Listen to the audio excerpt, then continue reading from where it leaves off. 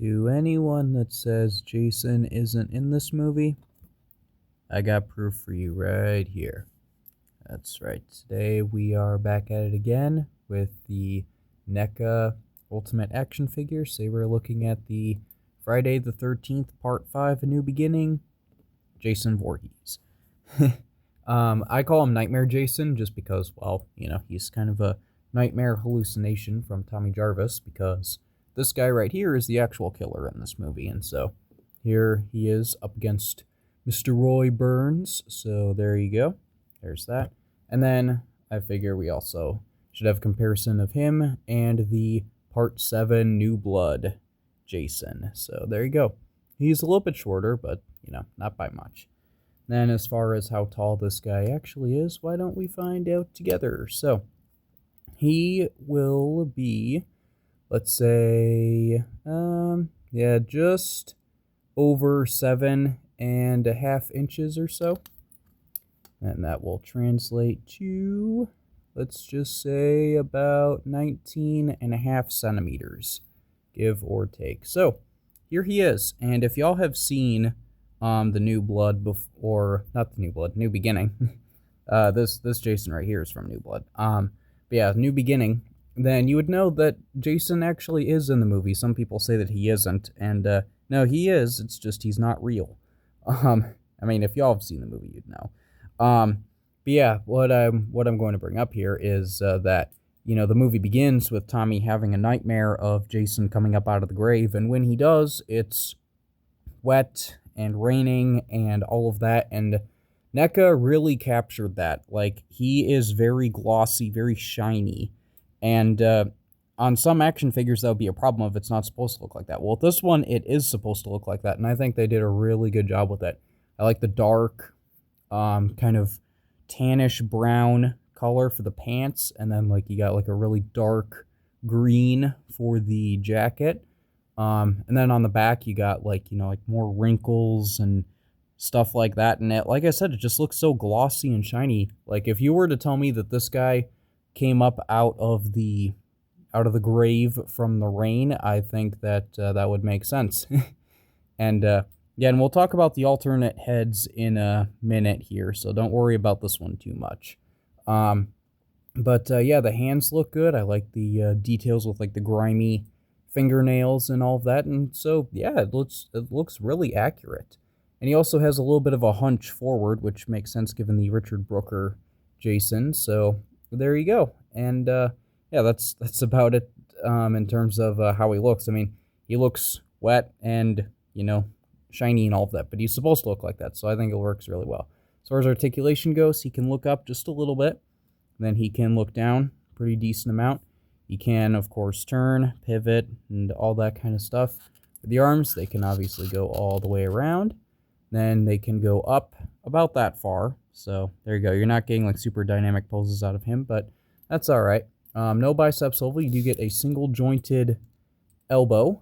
So there you go. You get about 90-degree range there. Of course, you do also get a swivel there. And then for the hands, you get a little bit of a swivel and a hinge, that kind of thing. And then for the torso, I don't know if there are 2 joints in here or if there's just one, but regardless, he can go back about that far. He can go forward about that far, so not very far at all, but he can turn, pivot, all of that kind of stuff. For the legs, they can go forward about that far, back about that far, so I think that's pretty good. And then he can, of course, he has a little bit of a thigh swivel. There you go.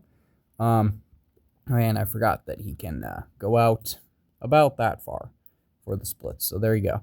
And then as far as the knee goes, he has a single joint, which is a very nice joint. It's not tight or anything like that, but there you go.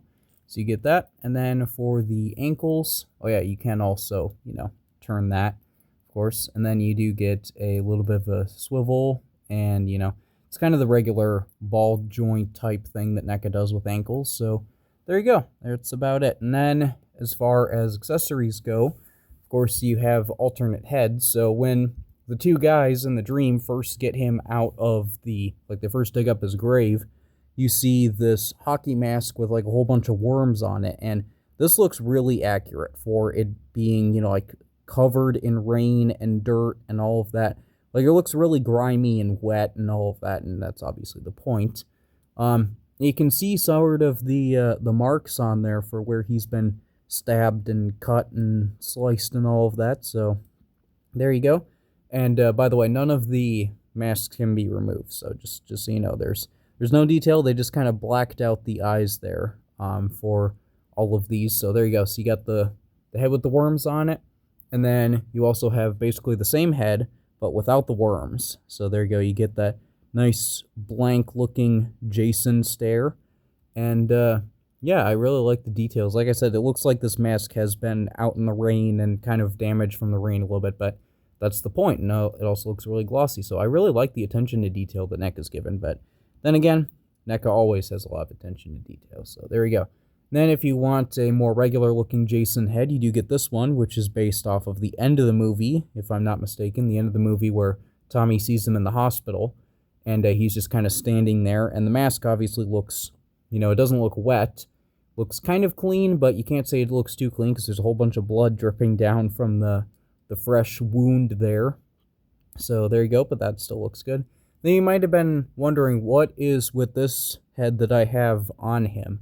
Well, this is a head, he never looked like this in the movie, but this was the mask that they used for advertisement and like the original poster for the movie. They used this mask, and I have no idea what this is supposed to be. I mean, obviously it's like a futuristic type hockey mask with like red eyes, but I don't know, I just thought it looked really weird and different, all of that, and I really like the detail that they actually bothered to include this in there. I think that's really cool. So yeah, that's why that's there. And then you do get kind of the same details there. And yes, when I put it on, one of the straps did come off, but it's not like it snapped completely off or anything like that. Just disconnected from that a little bit. So do be aware of some of these might have that effect, but it's not too noticeable. He does also have an alternate hand, an alternate left hand for when he was cut up, and he's got kind of that gash mark there going in, and it's kind of doing the Vulcan thing. But yes, you can just kind of put that on him if you'd like. He does also have a tombstone, which is a very rough-looking tombstone, just made out of a few pieces of wood, and his name very poorly, like, made up with paint. And obviously, you know, like, the attention to detail was phenomenal. I mean, look, they even bothered to include, like, the nails or screws or whatever those are supposed to be for holding the boards up. But it's supposed to look really crudely drawn and all of that. And so NECA, once again, super good attention to detail. So there you go. And then you have, you know, nice little dirt mound there. So this looks like a really cheaply made sign that people would make. And that's what they produced. It looks phenomenal. So there you go. And he does also have some weapons, of course. He does have this ice pick thing, which it looks good. It's a little warped out of the package, but that's not too big of a deal.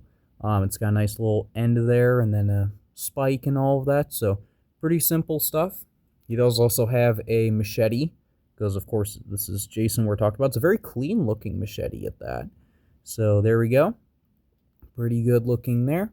There's also a little bit sharp on the end there. Then he does also have this really cool axe, which is just soaked in blood. And yeah, so he does have that. It looks good. It looks accurate. And yeah, it's got a nice looking wooden handle. Then I guess really the only other thing to talk about is the package, which has, this isn't the poster, but it's kind of like other promotional art where it said something like, if Jason still haunts you, you're not alone. So you got the young Tommy Jarvis there, Friday the 13th Part 5, New Beginning. On the top you get kind of similar art there. Get a nice shot of Jason. So there you go, NECA Real Toys. There's a little bio from the beginning of the movie.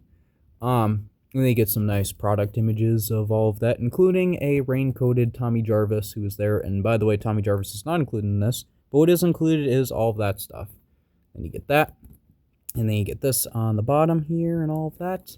Then if you open this up, you get a nice product shot of Jason coming up out of the grave.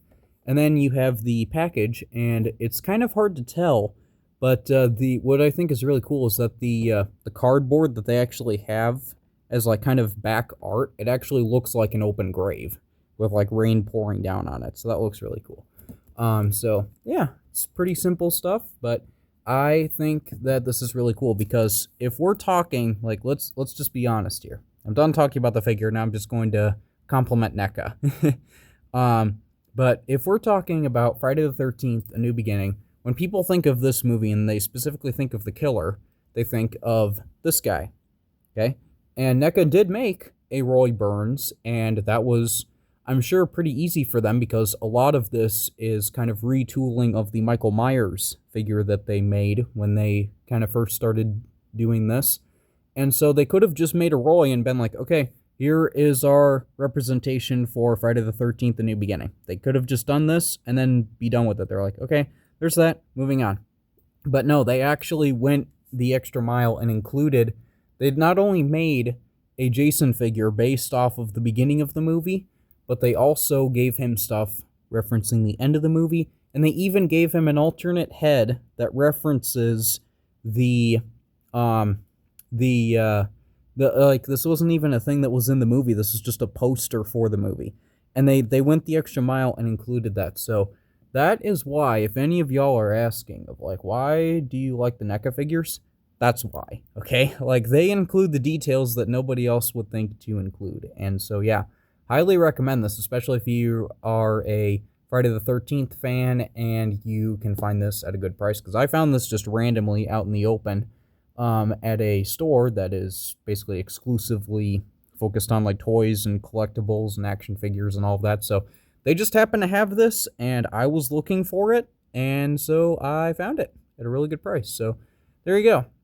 But that's about it that I have for this review. If you enjoyed this kind of stuff, you like New Beginning. I know that that's not really a popular pick, but I happen to like it. But yeah, if y'all like it and you like this figure, all that kind of stuff, do be sure to leave a like. Let me know in the comments what you think. If you think this is a really good figure, if you think it's a terrible figure, you know, whatever it might be. If you want to see more content like this, you can definitely subscribe. Stay tuned. You can check out my other NECA reviews and the other ones that are to come. But other than all of that, I do hope you enjoyed. I do hope that I'll see you all later. Goodbye.